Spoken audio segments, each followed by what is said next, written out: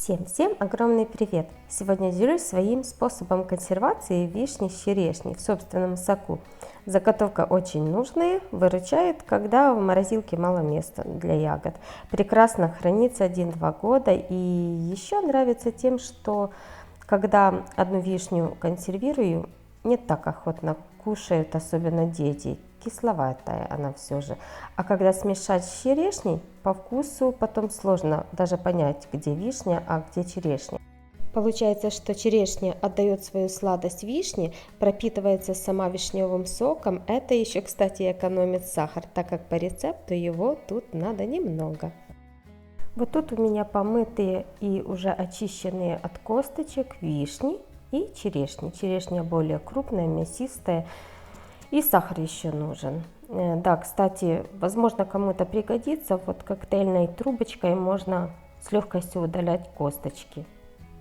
Конечно, есть специальные приспособления для этого тоже. Или же просто по старинке достаем косточки руками. И теперь отмеряю ровное количество черешин с вишнями. 1 к 1. То есть 2 литровых банки я отмеряю вишен без косточек и 2 литровых банки черешин. Сильно утрамбовывать не надо. 1 к 1. Даже если у вас будет большее количество, например, вишни или черешни, это не принципиально. Теперь добавляем сахар. Сахар из расчета на 1 литровую банку ягод это 3, максимум 4 столовых ложки сахара.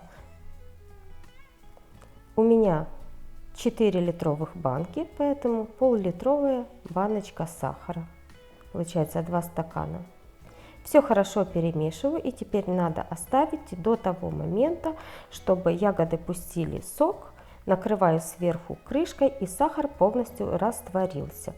Это займет минимум 3-4 часа за это время, если вы будете перемешивать 2-3 раза. Или же спокойно можно оставить на ночь, а потом утром уже заниматься консервацией. Перекладываю ягоды вместе с соком в сухие чистые банки, не стерильные, потому что будем все стерилизовать. Укладываю в кастрюли, где буду консервировать. На дно застелила полотенечко, чтобы банки не треснули. Накрываю крышками и заливаю холодной водой. Обязательно холодной, чтобы банки не лопнули. И отправляю на огонь. Когда вода в кастрюле закипит, с этого момента засекаю время 20 минут с момента закипания. Воды наливаю по плечике банки. Одна банка у меня не поместилась, я ее потом стерилизовать буду отдельно. И после того, как закатали крышки, переворачиваю вверх дном. Укутывать банки не надо. После полного остывания отправляем в погреб, в кладовку на хранение. Хранится 1-2 года точно.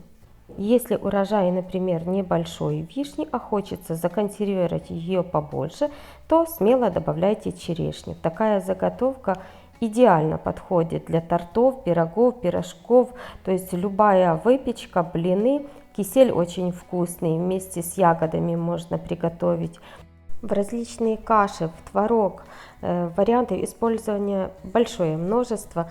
Надеюсь, это видео было вам интересным и полезным. Если это так, не забывайте оставлять свои комментарии, подписывайтесь. Ну а я с вами прощаюсь. Пока-пока.